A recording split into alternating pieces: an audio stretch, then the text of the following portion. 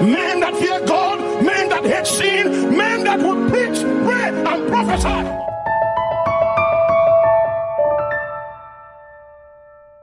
I'd like to ask a question about your ministry. Yes.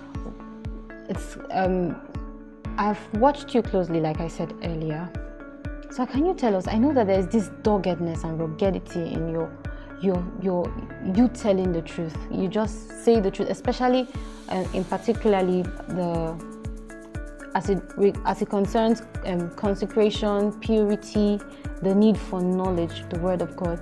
Can you tell us what inspires you to? How did you get to this point, and what's the inspiration behind this? Well, one of the things that inspire me is the fact that I have walked the road of distance from God, and I understand the consequences of having a false Christianity. Okay. And in my engagements with God, I have found that if you are not going to fake what you have with God, then you must be pure. Okay. You must be consecrated. Okay. And then you must be willing to die for what you believe in. Okay. If you don't have these things, your relationship with God is going to be fake, it's going to be shallow. Wow. When your convictions are tested, you will not survive.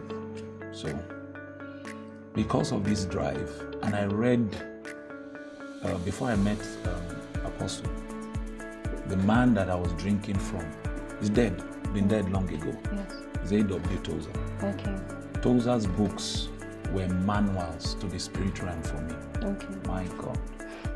There's one that I can read 50 times and I won't be tired. Okay. The Root of the Righteous. Okay. It's a powerful book. Okay. Right? So it shaped my theology, shaped, because I had never met a man that loved God the way Tozer loves God. Okay. So it made me define my life by those measures. Okay. So I knew that I needed to pursue God. And then you cannot be pursuing a reality and be afraid of telling the truth about that experience. So I would rather be unloved, I would rather be unknown, I would rather be celebrated, and tell the truth like Jeremiah, than pander to what is popular and what is acceptable as Christianity in modern day. That's what informed my second book. Okay. Organized Religion. It was the pain I was feeling. Okay. Meet Christians who are satisfied with half measures. Yes. You know, a Christian that can speak in tongues but can still fornicate. You know, a Christian that can speak in tongues but does not like prayer. You know. Coming to that, Yes. were there times when you were like this, like before this genuineness? Yes. In your ministry and in your life, were there times when you weren't that genuine? Sure. Okay. I had to make that transition. Oh wow. Yes, I had to. You know, and that's the challenge with the modern day church. You can be around God, Yes. be around religious activity, be around systemized, organized Christianity, and yet you are shallow. Wow. And yet you are two-faced. So I was there. I've done that. All right. I have the t-shirts. I've been there. Okay. But I got frustrated. Wow. Yes, because you will find that when your convictions are now put under pressure, it will now be obvious that you don't know the God whom you speak about. Okay. Yeah, so I got tired of coming to tell God every week, I'm sorry. Have mercy. Have mercy.